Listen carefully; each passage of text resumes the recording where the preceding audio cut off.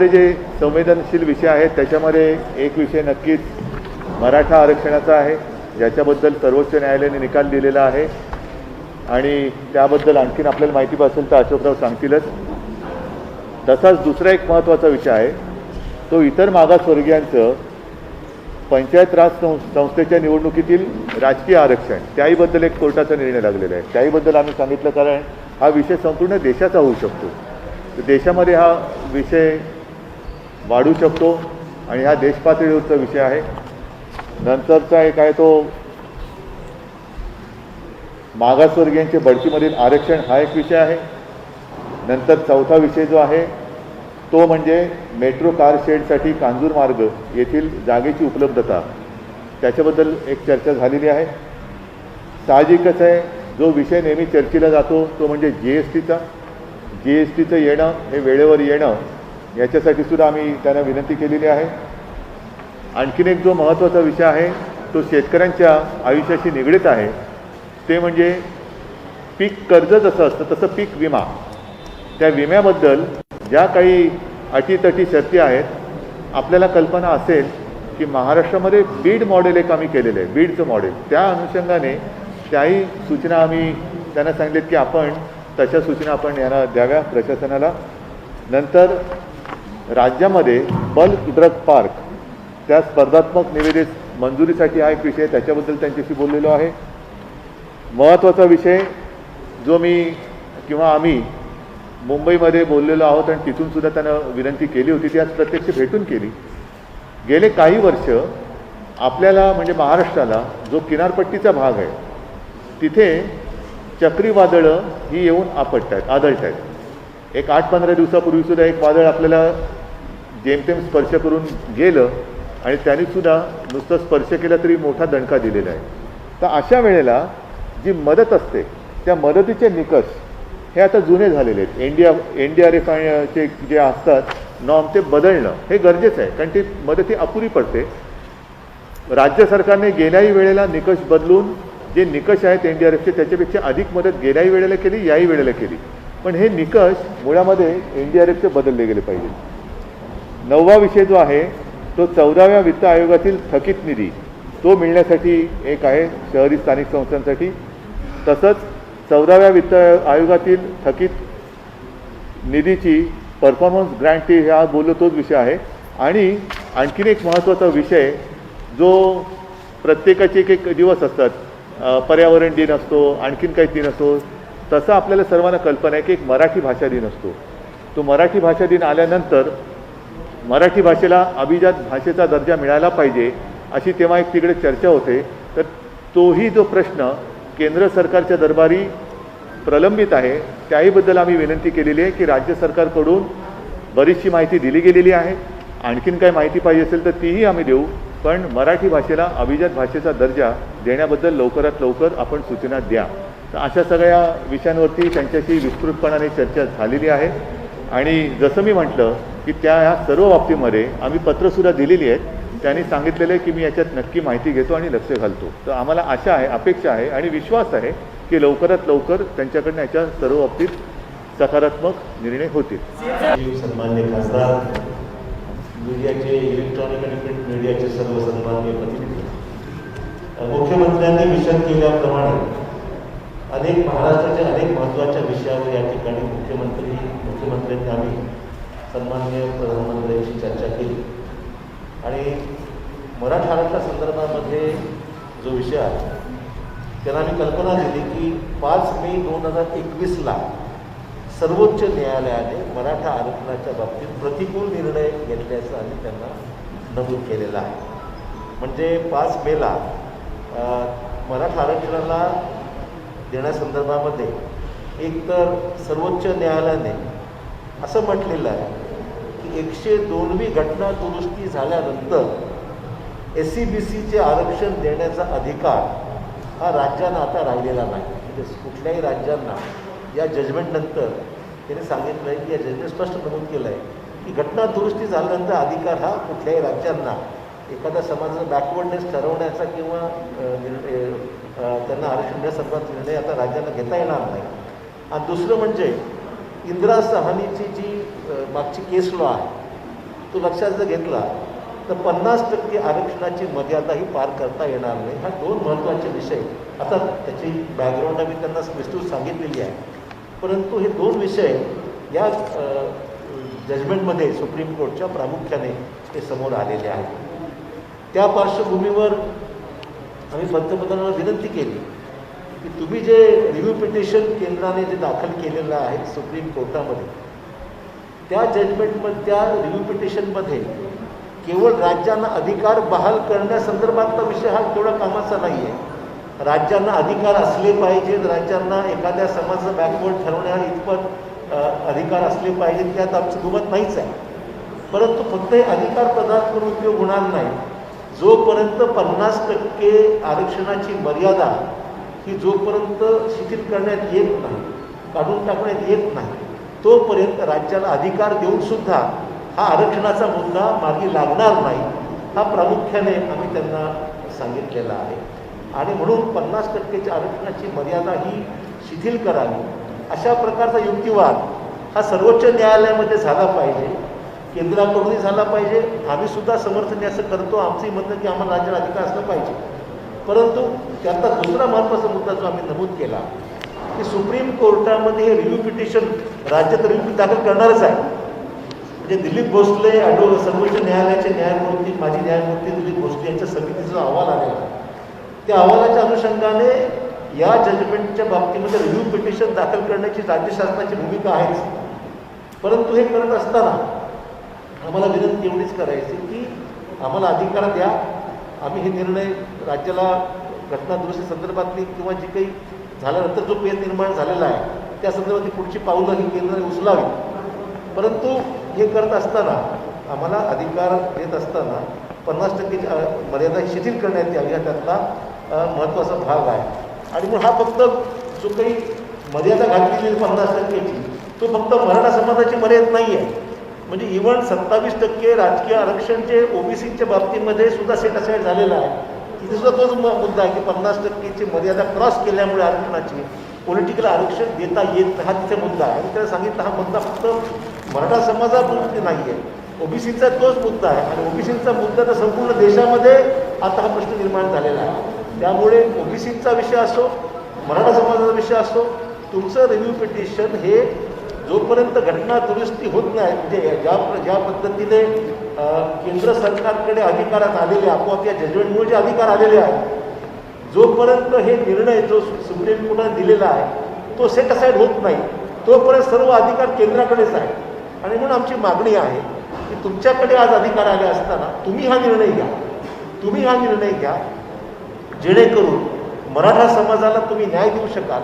त्यासाठी आवश्यक असलेली जी कायदेशीर जी काही प्रक्रिया आहे, मग ती घटना दुरुस्ती करायची, जसं EWSमध्ये आपण घटना दुरुस्ती केली किंवा मग घटना दुरुस्ती करायची बाब असो किंवा बाकी जे काही कायदेशीर मार्ग असतील त्या बाबतीमध्ये मराठा समाज असो किंवा ओबीसीच्या बाबतीमध्ये दोघांच्या बाबतीमध्ये तुम्ही सकारात्मक भूमिका घ्या.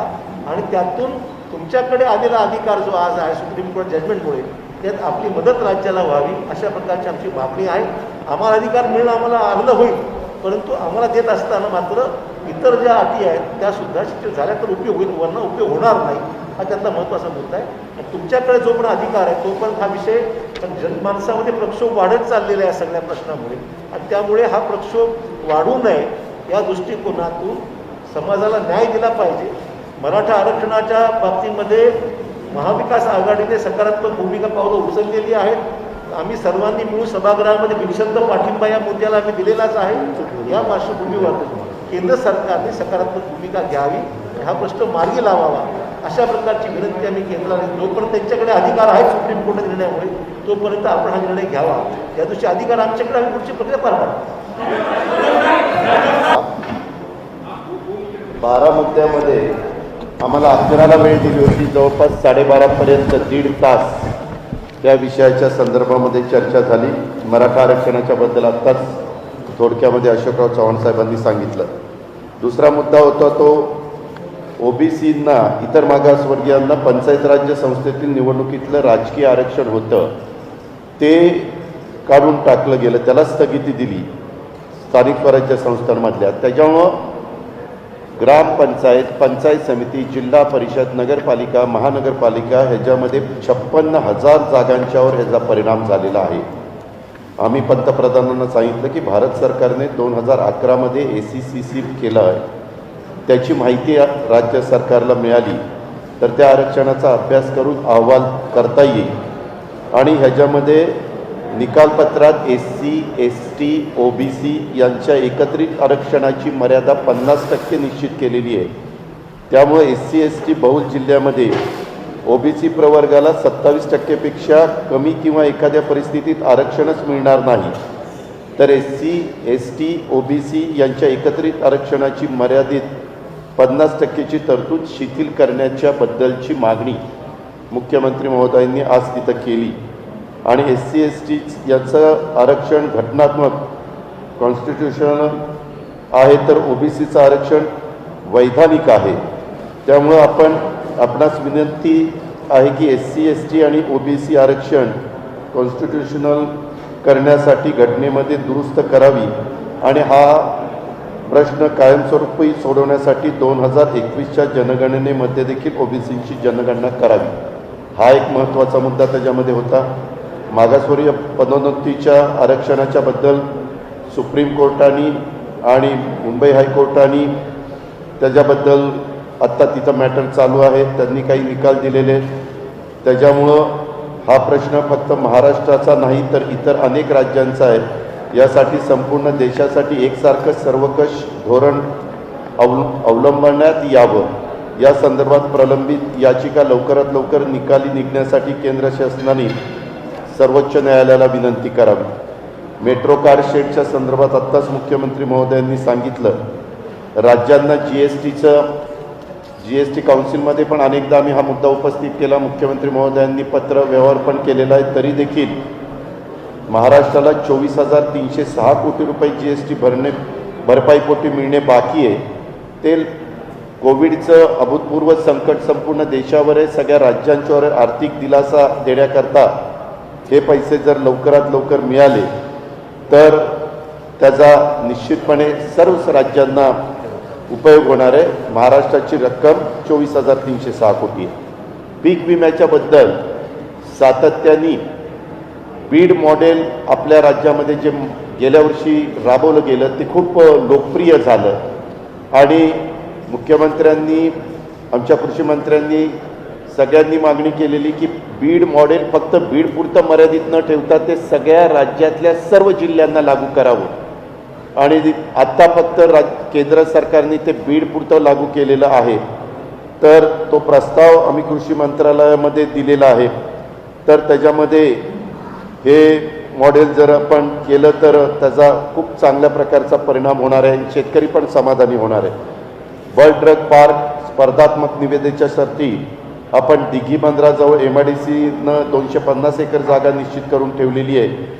ते बल्क ड्रग पार्क लवकरात लवकर महाराष्ट्रासाठी मंजूर करावं. 1,000 कोटी रुपयाचं अर्थसहाय्य देखील त्याकरता द्यावं.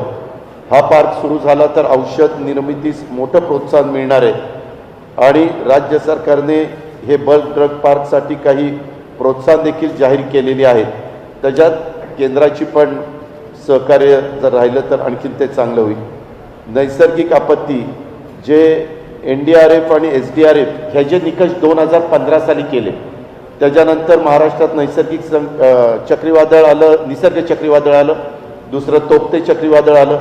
त्यामध्ये मुख्यमंत्र्यांनी NDRF आणि SDRFच्या पेक्षा 3.5 पट जास्त शेतकऱ्यांना देण्याचा निर्णय घेतला आणि गव्हर्नमेंट ऑफ इंडियाचे नॉर्म बाजूला ठेवून अधिकची रक्कम महाराष्ट्र सरकारने त्याच्यामध्ये घातली. तर मुख्यमंत्र्यांनी आज त्यांना सांगितलं की 2015चे नॉर्म्स आता आपण 2021मध्ये आहोत, तर ते आता तुम्ही बदला. ते बदलण्याची नितांत गरज आहे आणि केंद्राने याचा विचार करून त्याच्यामध्ये मार्ग काढावा. तसंच गेल्या 5 वर्षामध्ये महाराष्ट्रामध्ये 4 वेळेला चक्रीवादळं आली आणि चक्रीवादळं वारंवार येत असल्यामुळं सिंधुदुर्ग, रत्नागिरी, रायगड, ठाणे, पालघर, मुंबई हा जो काही समुद्र किनारा आहे, ह्या समुद्र किनाऱ्याला काही गोष्टी अशा केल्या पाहिजेत की ज्या परमनंट झाल्या पाहिजेत. मुख्यमंत्र्यांनी त्याच्याबद्दलची बैठक घेतली आणि त्याच्यात अंडरग्राऊंड केबल, विद्युत वाहिनी ते टाकायला सांगितले आहेत. स्थलांतरित नागरिकांना निवारे उभारणे, पक्के निवारे उभारायचे, किनारा संरक्षण भिंत बांधणे, ह्या पायाभूत सुविधा द्यायची गरज आहे. त्याला 5,000 कोटी रुपये लागतात. आमचं म्हणणं की प्रत्येक वेळेस NDRF SDRFचे पैसे आणि काही राज्य सरकारचे पैसे हे कायमचं दुखणं दूर करण्याच्या करता गेले अनेक वर्षाचा अनुभव लक्षात घेऊन काय केलं पाहिजे त्याचा अतिशय चांगल्या प्रकारचा आराखडा आम्ही तयार केलेला आहे आणि तशा प्रकारच्या सूचना पण केंद्राकडनं आलेल्या होत्या. तर त्याला 5,000 कोटी रुपयाची मदत ही द्यावी. तसंच 14व्या वित्त आयोगातील थकीत निधी मिळण्याच्या करता जो शहरी भागाकरता असतो त्याच्यामध्ये 2018-19 आणि 19-20 परफॉर्मन्स ग्रँट कामगिरी अनुदान त्याला म्हणतात, त्याच्याबद्दलचं संपूर्ण महाराष्ट्राला 14व्या वित्त आयोगातील थकीत निधी शहरी स्थानिकच्या करताचा आहे. तो 1,444 कोटी 84 लाख रुपये अनुदान तातडीनं मंजूर करावं. आपण तशा वित्त मंत्रालयाला सूचना द्याव्या असं मुख्यमंत्री महोदयांनी आणि हे केंद्र शासनाच्या गृहनिर्माण आणि शहरी व्यवहार मंत्रालयाकडे सगळं प्रस्ताव आमचे आलेले आहेत. युटिलायझेशन सर्टिफिकेट पण आम्ही भारत सरकारकडे पाठवलेला आहे. तो एक मुद्दा होता. त्याच्यानंतर 14व्या वित्त आयोगातील थकीत निधी मिळण्याबाबत हे पंचायत राजचं मगाशी सांगितलं ते शहराचं, हे ग्रामीणचं. याच्याकरता केंद्रीय ग्रामविकास मंत्रालयाने महाराष्ट्रास 2016-17ला 294 कोटी 84 लाख द्यायची शिफारस केली. असं 17-18ची 333 कोटी 66 लाख, 2018-19 378 कोटी 91 लाख, 2019-20 साठी 496 कोटी 15 लाख हे अद्याप वित्त विभागाकडे प्रलंबित आहे. आम्ही विनंती मुख्यमंत्र्यांनी महाराष्ट्राच्या वतीनं केली की 1,208 कोटी 72 लाख रुपये थकीत निधी तातडीनं मंजूर करावा आणि तशा प्रकारच्या सूचना प्राईम मिनिस्टर साहेबांनी वित्त विभागाला द्याव्या भारत सरकारच्या. आणि मराठी भाषेचा भाषेचा दर्जा देण्याच्या बाबत याच्यामध्ये बऱ्याचदा तशा पद्धतीनं सातत्याने विधिमंडळामध्ये मागणी येत होती आणि तशा प्रकारची मागणी आज मुख्यमंत्री महोदयांनी ही प्राईम मिनिस्टर साहेबांना त्या ठिकाणी केली आणि त्यांना सांगितलं की मराठी भाषेच्या करता आपण तातडीनं क्लासिकल लँग्वेज ह्याच्यामध्ये ह्याचा स्टेटस त्या ठिकाणी द्यावा. आणि तसंच 12वा विषय मुख्यमंत्र्यांनी त्यांना सांगितलं, राज्यपाल नियुक्त 12 जागा रीतसर गव्हर्नमेंट पूर्ण बहुमतात आहे. जो काही ठराव कॅबिनेटला करावा लागतो तो केला. आम्ही राज्यपाल महोदयांना भेटलो. आता एका व्यक्तीने PIL मुंबई हायकोर्टामध्ये दाखल केलेली आहे. आमच्या माहितीप्रमाणे त्याच्याकरता ॲफिडेव्हिट करून द्यायला सांगितलेलं आहे. तर या 12 जागा जवळपास आता 8 महिने झाले. तर त्याच्याबद्दलच्या सूचना प्राईम मिनिस्टरनी साहेबांनी गव्हर्नर साहेबांना कराव्यात की बाबा हे रीतसर त्यांचा प्रस्ताव आहे, बहुमत आहे त्या सरकारला आणि कॅबिनेटने ठराव केलेला आहे. नियमावलीमध्ये जशा प्रकारचे व्यक्ती निवडताना गोष्टी असाव्या लागतात त्या सगळ्याचा अंतर्भाव त्याच्यामध्ये केलेला आहे. तर तोही मुद्दा आता ते 12 नामनियुक्त सदस्य विधान परिषदेचे करावेत असे 12 मुद्दे पंतप्रधानांना मुख्यमंत्र्यांनी आणि आम्ही सगळ्यांनी सांगितले.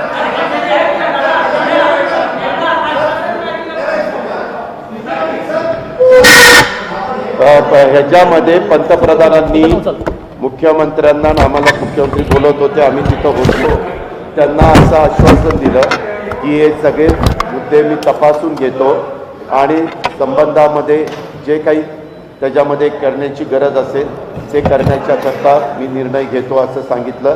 चर्चा अशी अतिशय समाधानकारक झाली. जवळपास 90 मिनिट पंतप्रधानांनी मुख्यमंत्र्यांना आणि त्यांच्या सहकाऱ्यांना वेळ दिलेला होता आणि सगळे राज्याच्या हिताचे जे काही विषय होते ते मुख्यमंत्र्यांच्या नेतृत्वाखाली तिथं मांडण्यात आले. एक बात तो सच है कि जल्द से जल्द अपने देश के जितने सारे नागरिक हैं उनको वैक्सीनेशन तो किया जाना चाहिए. और बीच में जैसे आपने कहा 18 to 44 केंद्र सरकार ने ये जिम्मेदारी राज्यों के ऊपर सौंपी थी और हमने भी तैयारी की थी।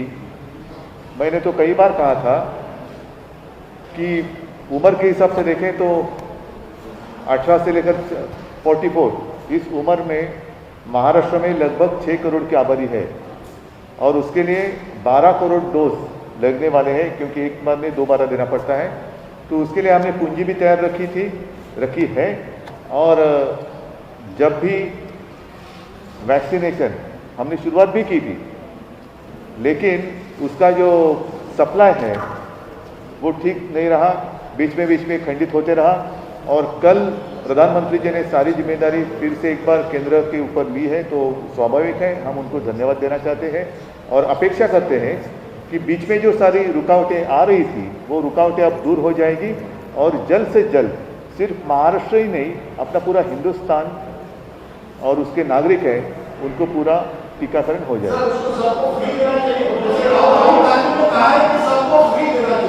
नहीं, सबको फ्री मिलना चाहिए तो उनका अधिकार और ज़रूरत। आज अगर कोविड से बाहर निकलना है तो तुरंत वैक्सीनेशन की ज़रूरत है। फ्री देना तो अच्छी बात है, लेकिन अगर कुछ मान लो कि कुछ लोग लेना चाहते हैं तो ले सकते हैं, जैसे कि वो सब्सिडी की बात हुई थी बीच में।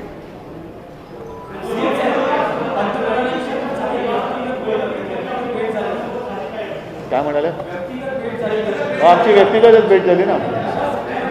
नाही, एक महत्त्वाचा मुद्दा असा आहे की आम्ही तिघही समाधानी आहोत, कारण आजच्या आमच्या भेटीमध्ये कुठेही राजकीय अभिनिवेश नव्हता। अत्यंत शांतपणाने आणि समजूतदारपणाने जेवढे मुद्दे आम्ही मांडले ते त्यांनी शांतपणाने ऐकून घेतले। त्याच्यात आम्ही जसं आता अजितदादांनी सांगितलं, अशोकरावांनी सांगितलं, त्या विषयाबद्दल भूमिका नुसत्या मांडल्या नाही तर त्यांना पत्रसुद्धा दिलेली आहेत आणि म्हणून मला विश्वास आहे की ज्या पद्धतीने त्यांनी आमचं ऐकून घेतलेलं आहे, समजून घेतलेलं आहे, ते ऐकून बघितल्यानंतर यामध्ये त्यांनी जसं सांगितलं की मी पूर्ण माहिती घेतो, लक्ष घालतो, तर आम्हाला नक्की विश्वास आहे की काही ना काहीतरी मार्ग निघेल।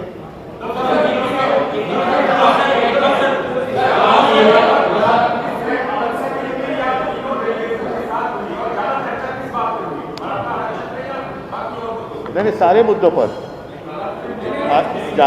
ज़्यादा और कम ऐसी कोई बात नहीं, विषय के अनुसार चर्चा हुई है, तो ऐसे नहीं कहा जा सकता कि इस विषय पर ज़्यादा बात हुई है, इस विषय पर छोटी बात हुई।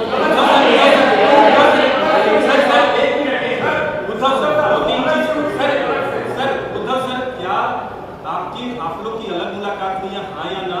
दूसरा सवाल हमारा नहीं, हाँ या ना मतलब क्या, अदालत है कि क्या है? आपकी निजी मुलाकात क्या हो? नहीं, हाँ या ना का मतलब क्या, अदालत में खड़ा थोड़ी हूँ। आप प्रतिनिधिमंडल के साथ मिले हैं? सुनो, ऐसा है कि ये बात कभी मैंने छुपाई नहीं और छुपाने की आवश्यकता नहीं। आज राजनीतिक रूप में देखें तो हम उनके साथ नहीं है, लेकिन इसका मतलब ये नहीं कि हमारा रिश्ता टूट गया है। मैंने कल भी बात कही थी, मेरे एक साक्षात्कार में शायद लोकसत्ता ने लिया था तब, तो इसमें कोई गलत बात नहीं है कि मैं अगर मिलूँ, मैं कोई नवाज शरीफ से नहीं मिलने गया था, तो ऐसे अगर उनको कुछ मिले, मैं एक व्यक्तिगत रूप में मिलूँ, अगर मैं मिल भी लूँ, आज भी अभी मेरे साथी हैं उनको कहूँगा कि मुझे दोबारा जाकर मिलना है, तो गलत बात क्या है उसमें?